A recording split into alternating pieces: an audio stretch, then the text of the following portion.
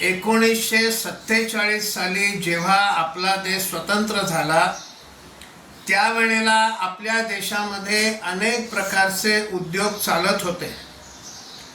त्याच्यामध्ये steel manufacturing होतं. टाटा स्टीलचं नाव जुनं आहे. आणखीनही काही कंपन्या होत्या.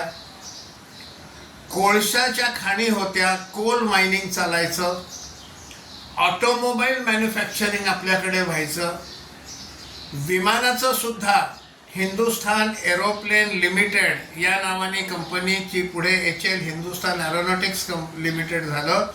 ती 1947 सालच्या आधीची कंपनी आहे. शुगर फॅक्टरीज होत्या, मशिनरी होत्या, असे अनेक प्रकारच्या टेक्स्टाईल्स होत्या. असे अनेक प्रकारचे उद्योग हे 1947च्या आधीपासून आपल्या देशात सुरू होते.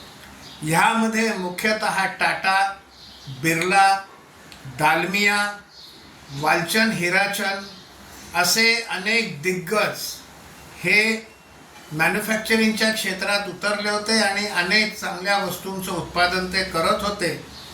त्यामुळे जेव्हा देश स्वतंत्र झाला तेव्हा या देशामध्ये एक सुई देखील बनत नव्हती असं जर कोणी म्हणत असेल तर ते चुकीचं आहे. पुष्कळ काही आपल्या देशामध्ये बनत होतं आणि भारतीय उद्योगपती ते सगळं बनवत होते. हे लक्षात घ्यायला पाहिजे.